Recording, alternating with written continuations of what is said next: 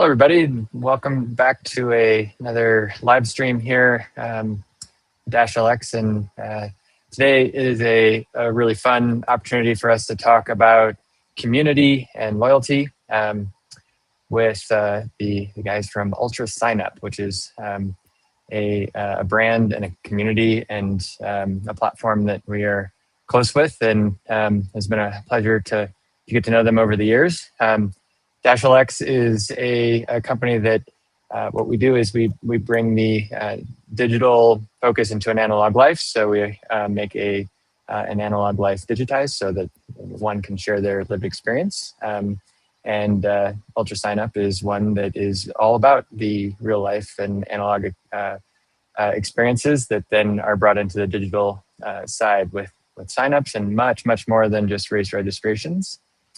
So David and Jay, welcome to the live stream here.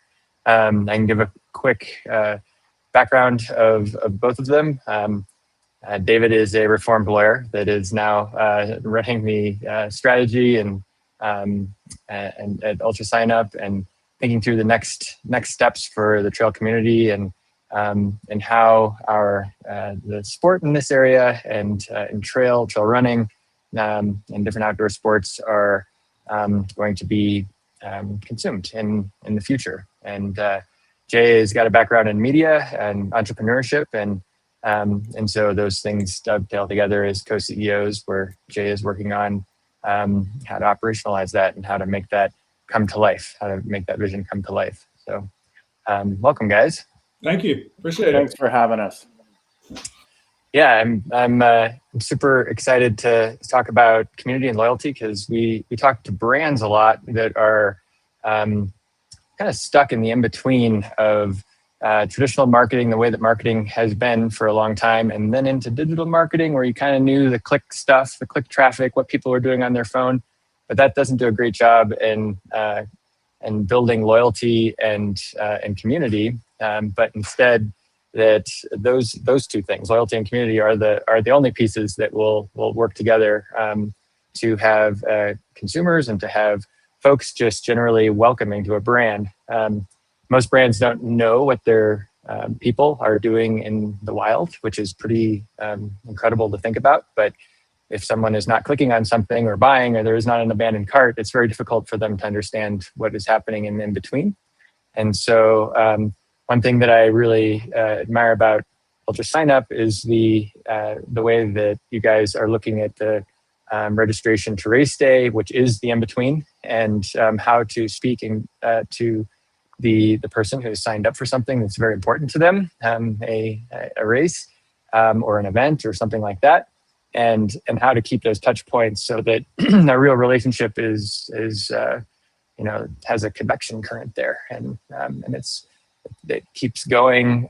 There's perpetual motion, and that they hopefully sign up for the next thing as well. So I am curious. I don't think a lot of people know about the origin story of UltraSignup and how it came about, and then how you guys have absorbed and also taken that and moved it more into a community loyalty than just a registration platform that it used to be. So I wonder if one of you guys want to chime in on that.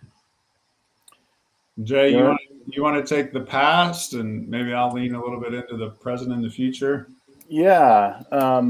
So it's a long and windy, twisty story, but David and I met sometime in like 2019, and I had a background in technology as he did, and there was a piece of technology that I was looking at from a prior company that we were thinking might be good for the registration space, and it had some unique characteristics, including social, device and wearable connectivity, teams, point systems, rewards, was being used mostly for corporate wellness and in big health insurance plan settings. And so we took it to a number of race director clients, or not clients at that point, but just race director friends and contacts, and said, hey, would this be a good value proposition? The value proposition was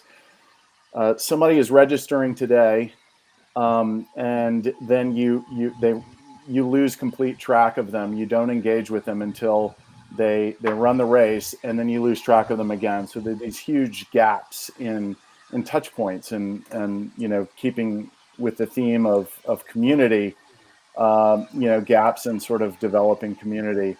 And so the value prop was, would that be of value to you to have those touch points along the way? And what we found was the unanimous answer was yes, but there was another player that had about 75 to 80% market share, and we found in the process of that player, one individual in Northern California, who had started the company in his proverbial basement, was buckling under the weight of what he had built and was ready to sell. So I went out to, at the time, his house in Reno, and started to talk to him about whether or not he would sell. And the first due diligence of the company was done running around the trails in the kind of Reno Tahoe area, peppering him with questions, trying to answer those questions with my phone and not trip over rocks and roots and break my nose.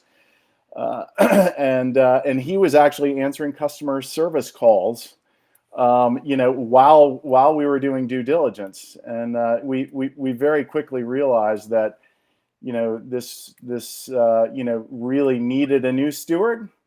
But we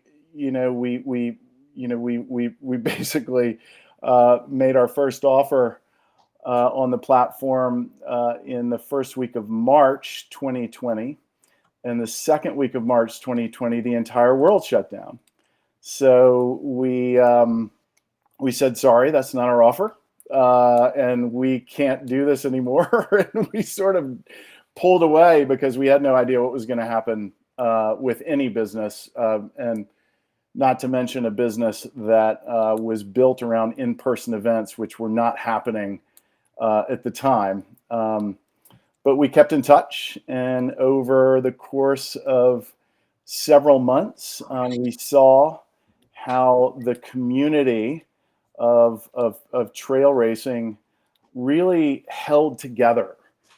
So whereas in some adjacent communities like triathlon and some other places, there were a lot of lawsuits going on, and the events didn't come back very quickly. In trail, everybody kind of held together. The events came back a lot quicker, and we sort of doubled down on our sense of it being a place to be, both as people and as a business, just because of how cohesive it was, and how discernible it was, and how enthusiastic, deeply enthusiastic to cult-like levels, this community was.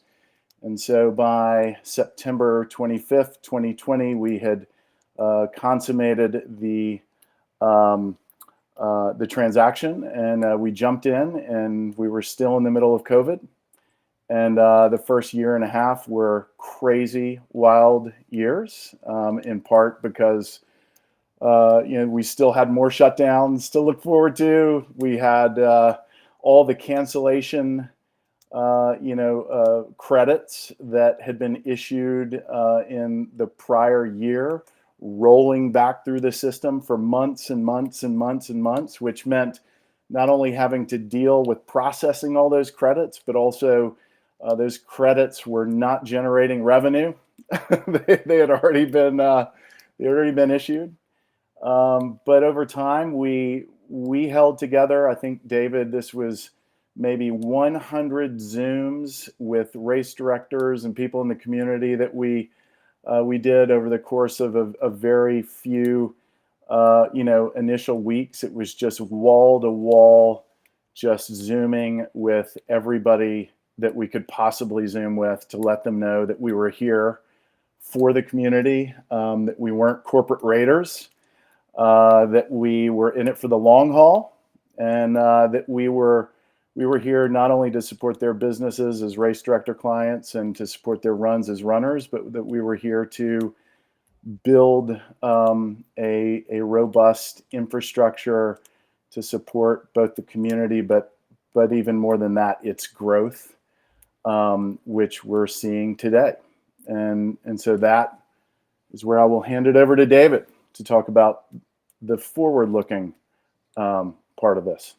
Yeah, Adam, you sort of touched on this in your intro, but for us, there's this real sense of the need to establish continuity between like discovering a race, showing up for a race, and sort of coming back into the cycle. So you'll see things from us in the future that are much more focused on that, what we call registration to race day journey and beyond, where we can help runners arrive at the start line happy, healthy, and ready to race, right? That's an internal mantra that we use at our team.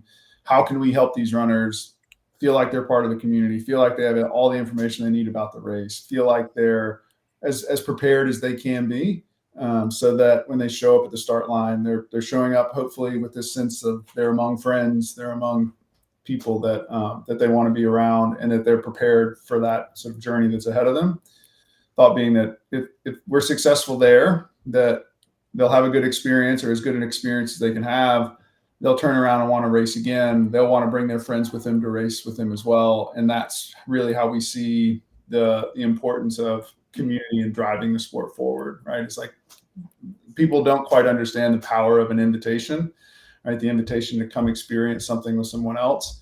Those invitations only happen if people feel like they're part of the community, feel like they're part of the the core of what's happening within the sport. And so how can we create that sense, really drive that home? Because we want those invitations to happen at scale. We want everyone to bring somebody.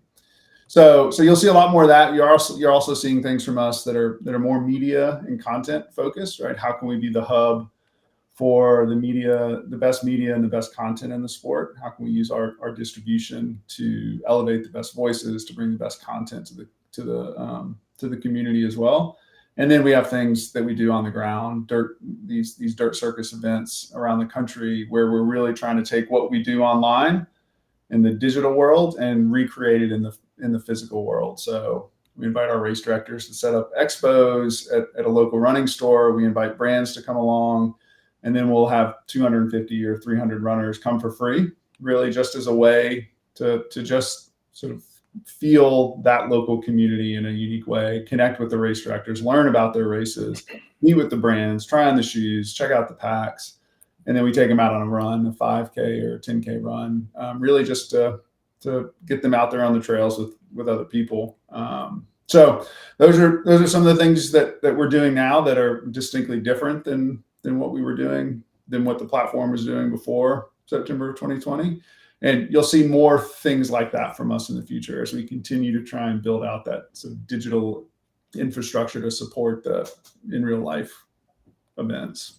Yeah, and David, just as a quick note, I think, one of the insights that we had sort of early on was that, the way that this platform was constructed was not as a turnstile, but as a two-sided marketplace.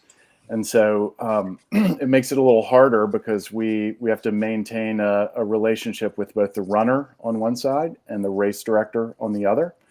And now, more recently, with brands as a third constituent to our marketplace. But whereas kind of in the early days, the real runner engagement side of the equation was centered around being sort of the largest repository of results, and then the runner ranking, which people obsess with to unhealthy levels, and then also having the vast majority of kind of trail and ultra races, kind of all in one place and very sort of runner facing and searchable. That was the runner side of the equation, but we use that kind of insight as something to lean into.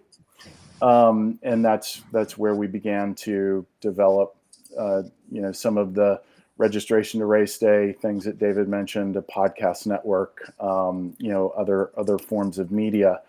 But all of that happens on the runner side benefits the race directors too, because what we're doing is we're using that engagement to help people find these wonderful races that our race director clients have created that, in many cases, are transformative experiences for people. So. Yeah, that makes a lot of sense. I love that. Yeah, it strikes me with the trifecta there of obviously the runners, your consumers being the most important part of that circle, and then the race directors and brands. They're all in this ecosystem together and depend on each other.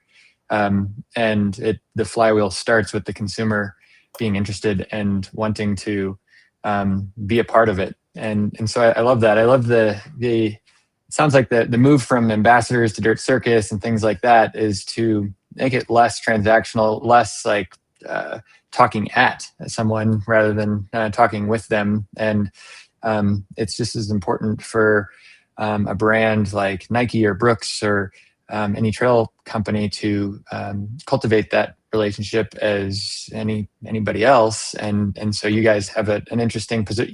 You could have done it for good or evil, and you did it for good to keep that moving with the community wanting to be a part of it and wanting to then or needing to have gear that supports that activity and whatnot. And so I think it's a nice virtuous cycle. It seems great.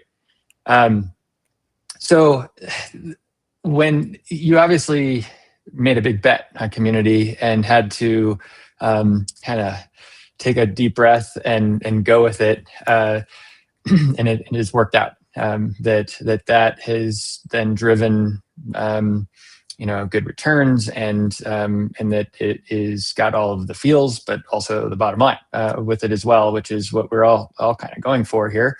How do you see the community as a necessity for brands more than just something that you slap a loyalty label on it and say and make it a little bit more like a hard sell, traditionally, where it's like, we'll be loyal by giving you a coupon to buy more things, but instead that community is the actual path to real loyalty, which is a lot of brands are heavily focused in now, but still trying to get a handle on it.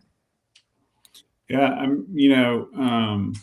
we're moving into a world, or we're maybe already in a world where like the distinction between products itself is getting thinner and thinner, right? Like the quality of the shoes that we now have access to is at such a high level that the average runner, if you were to remove all markings off of a shoe and put them in one that was a Brooks or put them in one that was a Nike or whatever, like it'd be pretty hard for them to distinguish the performance difference between those shoes, right? They're all so good. And the same can be said for packs and nutrition and what else.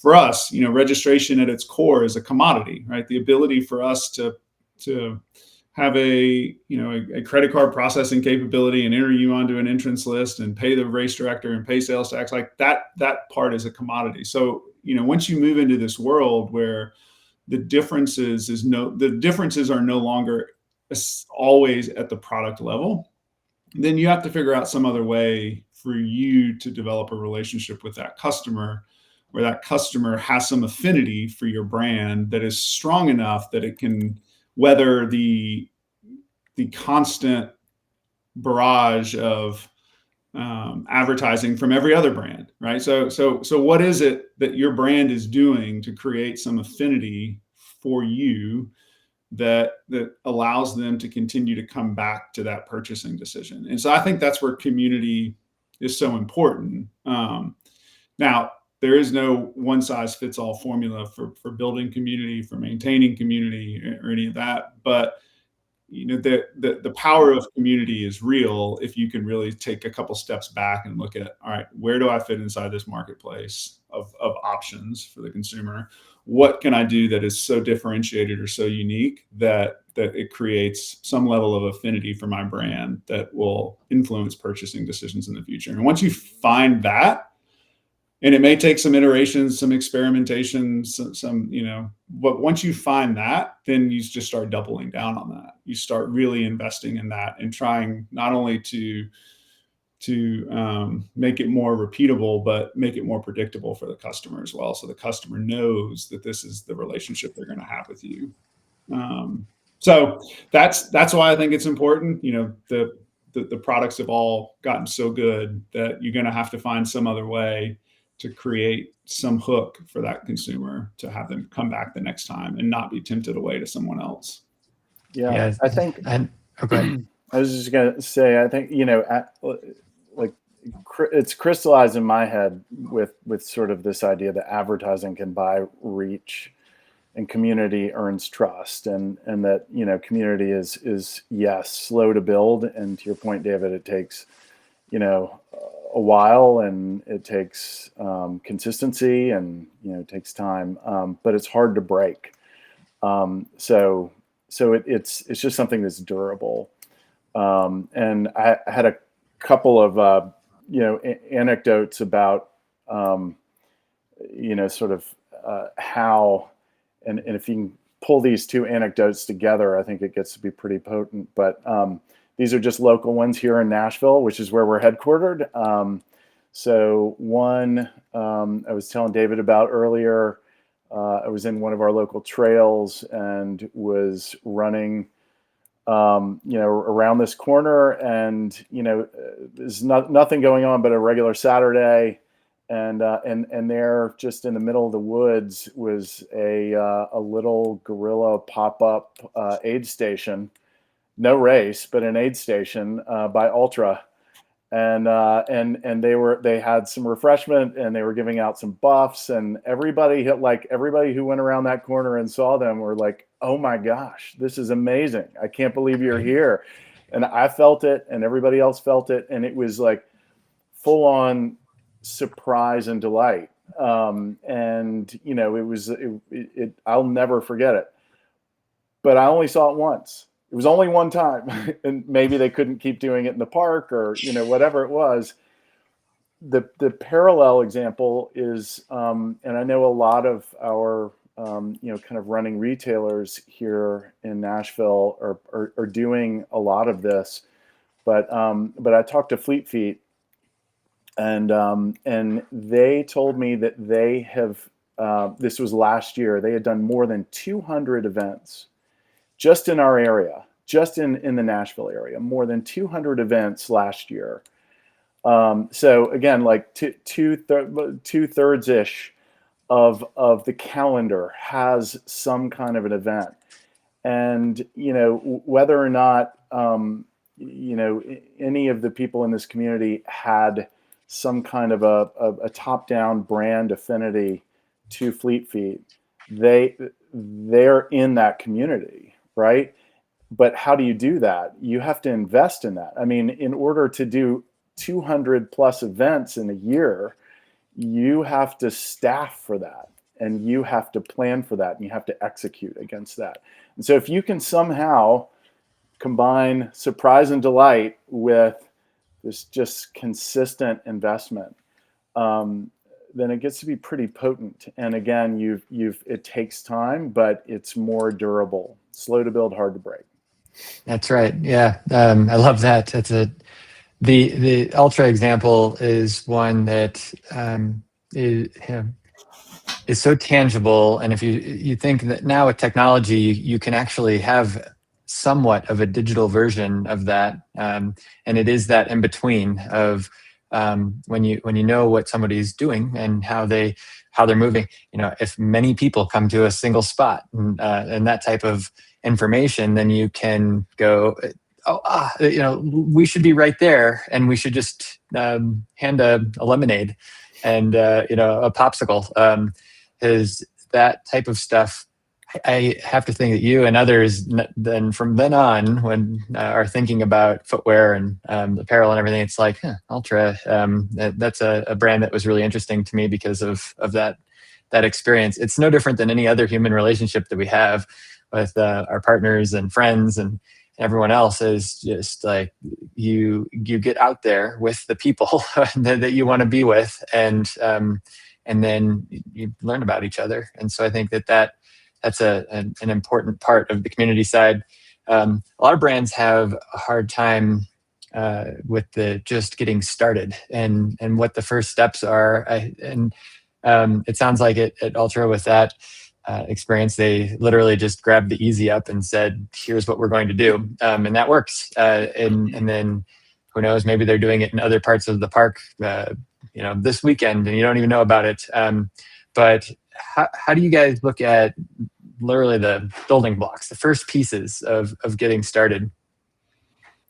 Yeah, I mean, for us, when we bought the company, there was one part-time employee. That was it. So it was Jay and I and one part-time employee, and then we slowly started to build from there. And when you're at that size, that means that Jay and I are doing everything, right? We're community building, we're taking the trash out, we're answering RD tickets, like we're doing everything. But part of it, you've got to carve out time for at the beginning is just being present, right? Being seen.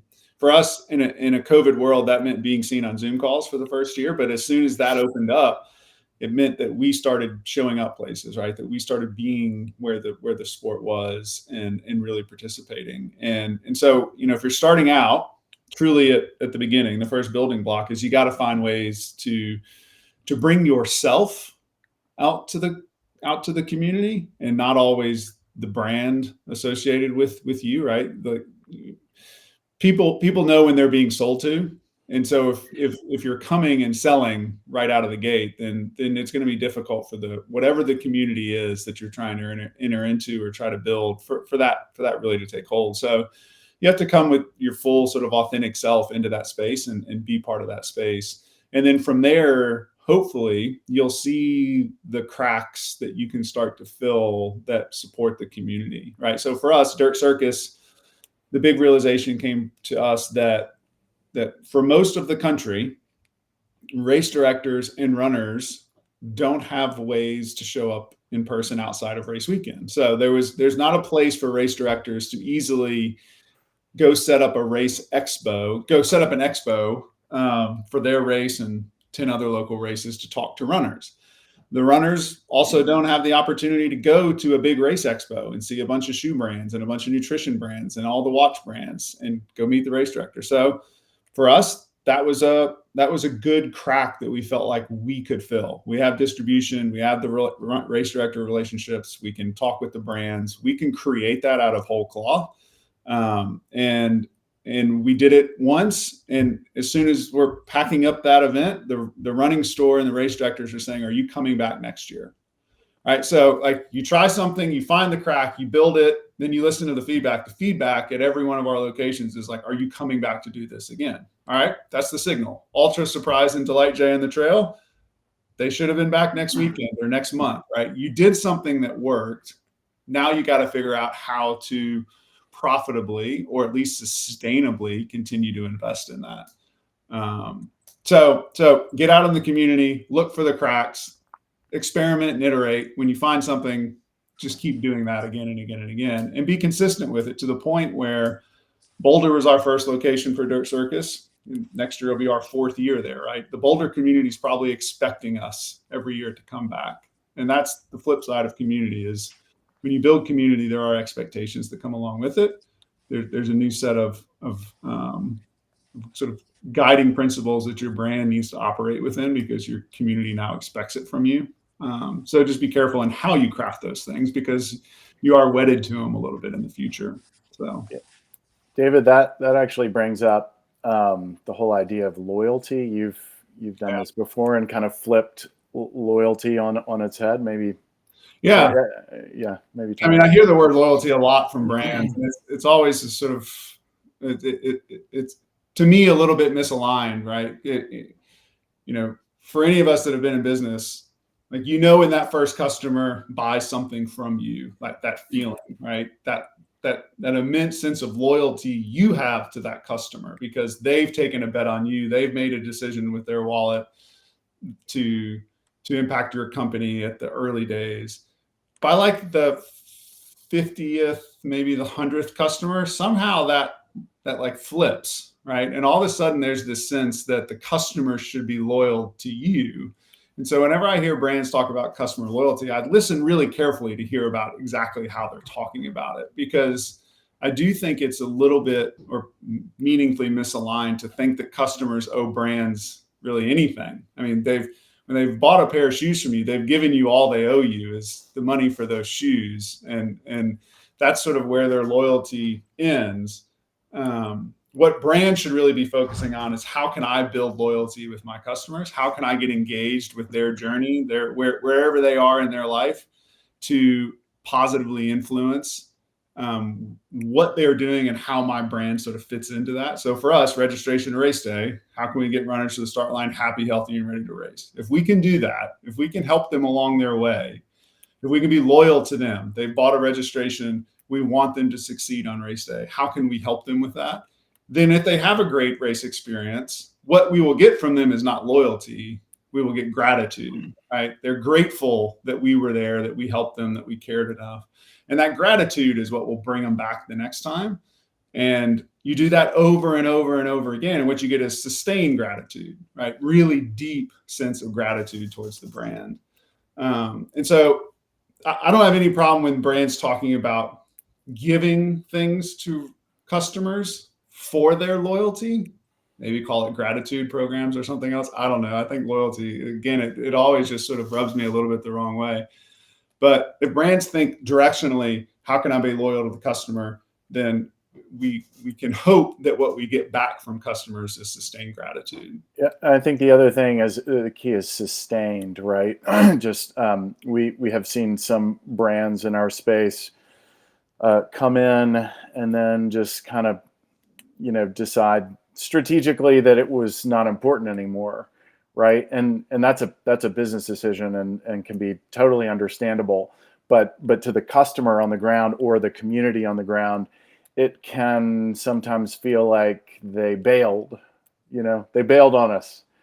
And then when they come back, it's not insurmountable, but it's just harder, right? Because then you have to get through a period of skepticism about what your intentions are and why you just kind of abandoned, presence in the space. And it means that you have to spend more time, money, people, just to sort of get back to where you were than you would have, kind of perhaps if you had just kind of kept the same level, over a period of time.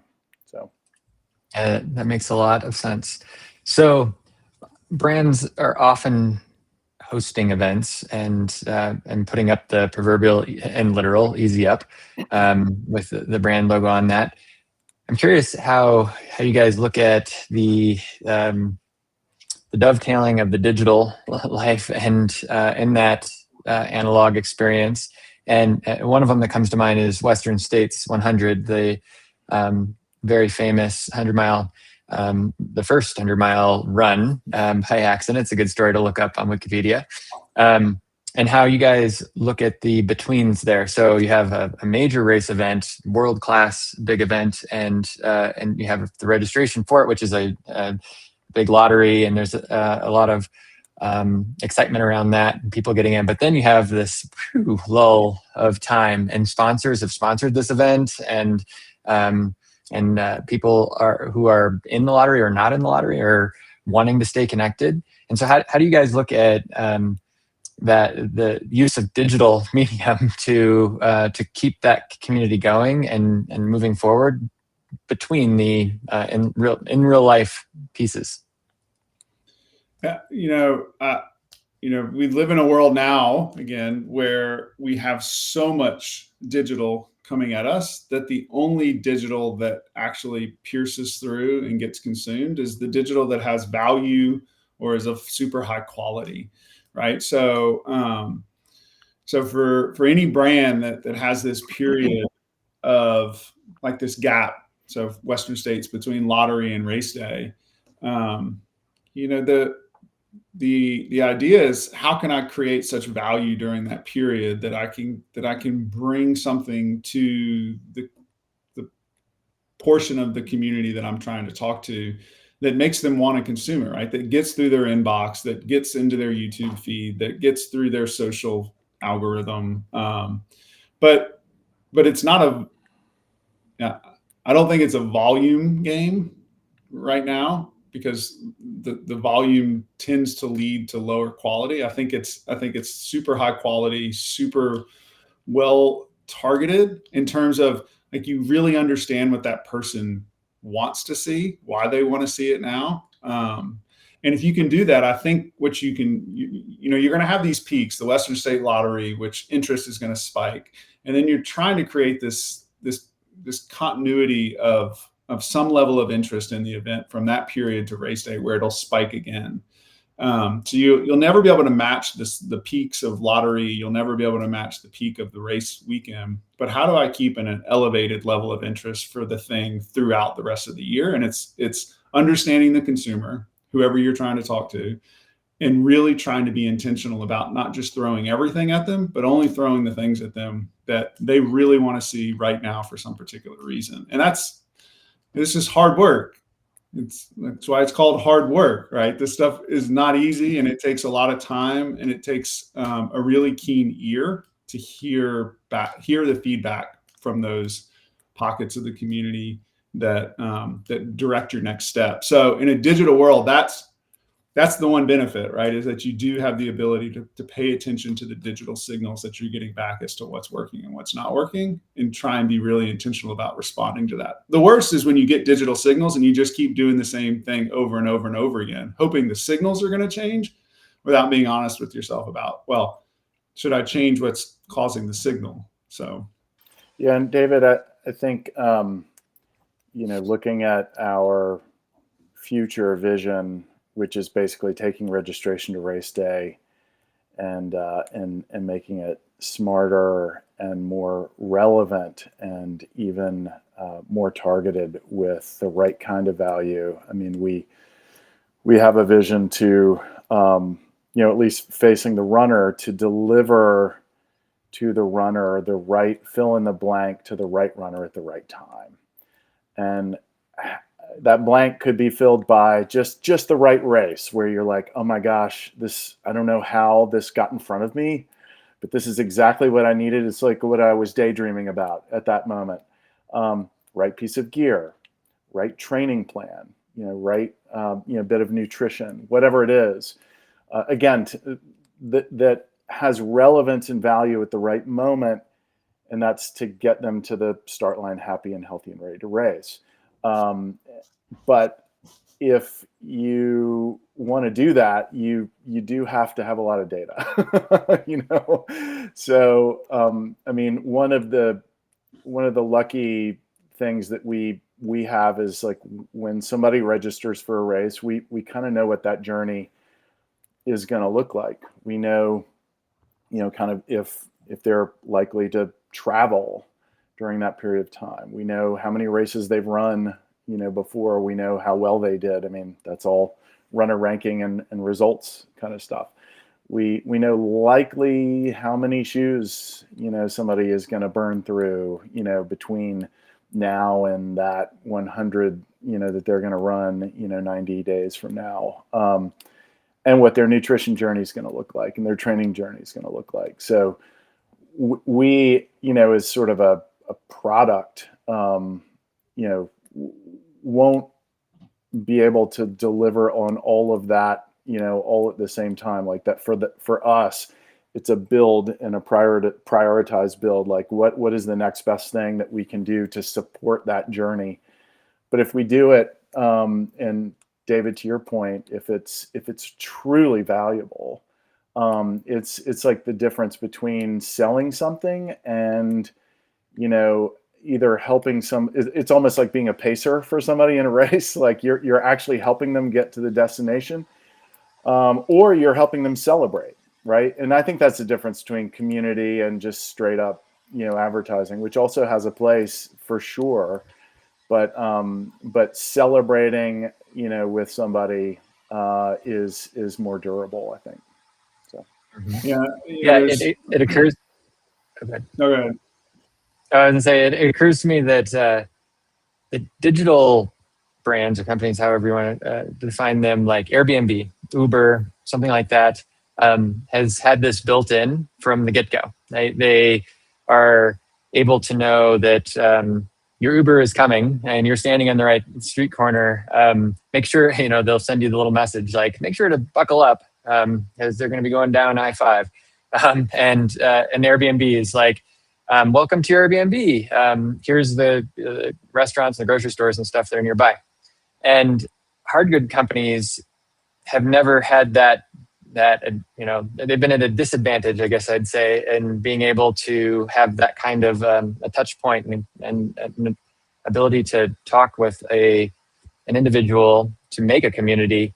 And I just think that is from what what you guys are talking about, a really interesting new world that we're stepping into with zero-party data and the way that AI is growing super fast every day. That there is that opportunity for a hard goods company, a shoe company, a raincoat company, a company that makes bikes, one that anything that we cars, all of these things can now have the opportunity to cultivate that community and to be able to have the touch points in between. So I think it's a fascinating time. Luckily, there's some guardrails on it too that because of those companies before, the digital companies that had made those touch points, they kind of made the rule book on what gets unsubscribed or what comes off as creepy. We've talked about before, it's amazing how many brands are really authentically wanting to make these relationships. There are few, I don't know that I've met any executives and whatnot that are wanting to be creepy. They are all wanting to be authentic. And so if the will is there and now the guardrails are set up for being a good quality, user of digital information about consumers, that good things are going to happen. And so I think that brands can really look forward to that. And it'll be like getting into your first Uber, I guess, with that newness feeling to it. But I'm super excited for the way that this would be going. What if you guys work with brands now and you're as part of the trifecta there? What kind of advice would you give? Unsolicited advice you'd give to a CMO that is thinking about community and is like, well, usually we do like pop-up ads and the billboard, and now we're trying to get into this. What would be your couple pieces of advice for a CMO who's trying to build a community? Yeah, I mean, I think at first you got to realize there's, I think, 3 ways to get community. You can build it, which we've talked about before, is slow, but probably very sustainable once done right.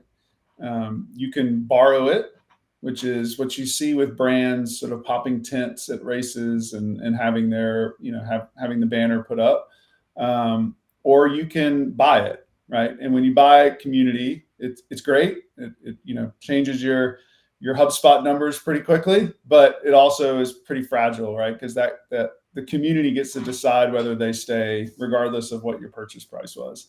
And so if I'm talking to a CMO, I'd have them really think about those 3 categories, because they all have different strategies that are associated with them, right? And there's different ways that you can work to prove ROI in those. So if you're a brand that's popping a tent at a race, you're in the borrow category, right? Because you're borrowing the community that's associated with that event, and you're paying to borrow it, but you're there.